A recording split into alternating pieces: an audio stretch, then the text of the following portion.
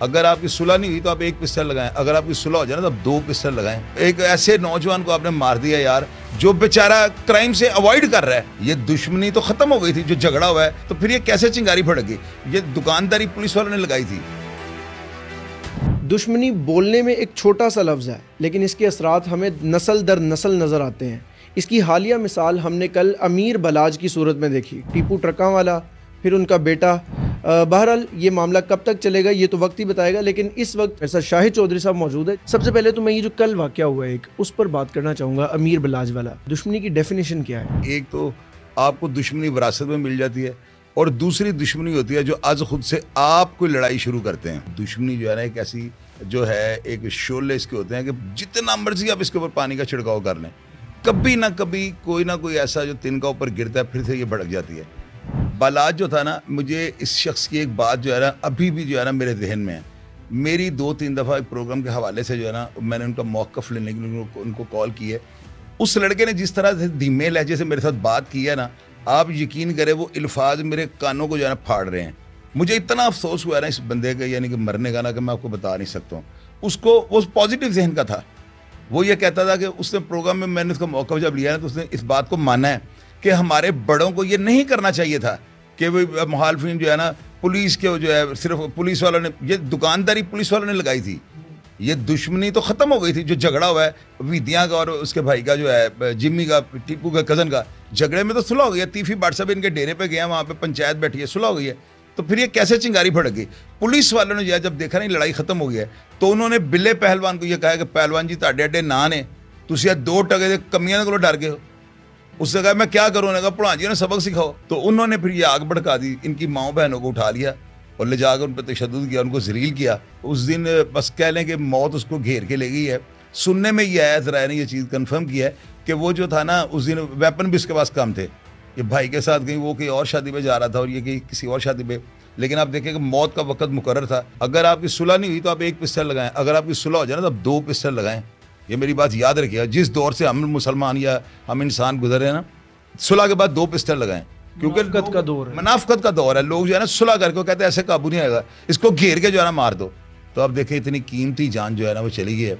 और मैं हैरान हूँ कि फेसबुक और यूट्यूब के ऊपर जिस तरह इस कत्ल की मज़म्मत हो रही है, मैंने नहीं देखा कि फेसबुक के ऊपर कभी किसी को इतना प्यार लोगों ने या मोहब्बत की हो। चौधरी साहब अभी पुलिस का जिक्र किया है, पुलिस को इससे क्या फ़ायदा हुआ होगा? क्योंकि आपने तो ये सारी चीज़ें बड़ी करीब से देखी हैं। पुलिस का मकसद क्या होता है इसमें, ये सब करने में? पुलिस, अगर ताकतवर लोग जराइम करते हैं ना, तो पुलिस वाले लुडियाँ और धमाले डालते थे। पुलिस अफसर जो थे ना, इनको फ़ायदा ये था कि डेरे पखेरें, अफराद आते जाते रहें। फिर ये होगा ना, ऐसा जो कि गाड़ी बैठ जाके लगी है तो अंदर से पहलवान अपनी इज्जत की खातिर, यार ऐसा जो है मेरे डेरे पे मेरी इज्जत है, तो ये लोग इनके जो इलीगल बेनिफिट्स हैं उनको पूरा करते थे। जब आप ये शशकले की ज़िंदगी चाहोगे, गनमैन बैठे हुए हैं, रात को रोटियां आप उनको खिला रहे हो, कोई कबाब खा रहा है, कोई कहता है जी मैंने ड्रम स्टिकें खानी है, वो तनहाएं उनको देनी है, अपने एमुनेशन वेपन आएगे को मिलना है, तो ये खराजात कहाँ से अफोर्ड करेंगे? दुश्मनी के साथ ही क्राइम जन्म ले लेता है। FIR जो हुई है उसमें गोगी भट्ट और तीफी भट्ट का नाम आया है, जानते हैं इनको? इनका वाकई किरदार है इसमें?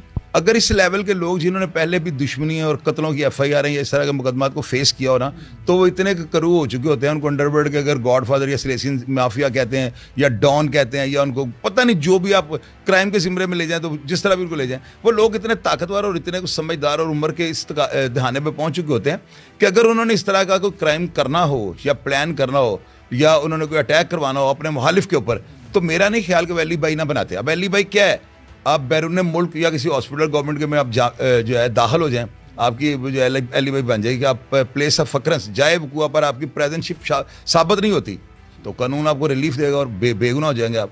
तो अगर वो अशखास जो है लाहौर थे या वो लाहौर के अंदर ही थे, बैरून मुल्क नहीं थे, और उनकी वो जो है CDR है, लोकेशन है, तफ्तीश कर रही है पुलिस, तो उसमें जो है ना, अगर वो मेरी नज़र में इतना बड़ा वाक़या जो है ना, क्योंकि ये 302 जो है ना, ये सुख का सांस नहीं लेने देगी।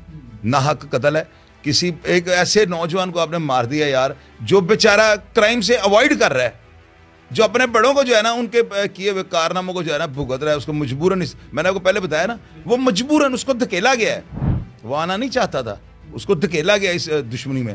ये उसका जो मरहूम था, उसका एक अपना इखलाक था उसके दोस्त अहबाब का, जो मुझे उसके इतने दोस्तों की कॉलें आई हैं, मुझे वो कहते हैं कि चोई साहब त्याड़ी मेहरबानी ऊंजदा प्रोग्राम ना करना। मैंने कहा यार ऊंजदा किंजदा, मैंने तो वही बात करनी है जो मैंने देखा, जो मैंने महसूस किया, जो मैं अपनी आंखों से देख रहा हूँ, जो मेरी राय है, ये चीज़ों मेरे फंडामेंटल राइट है ना, वही चीज़ें मैंने शेयर कर दी।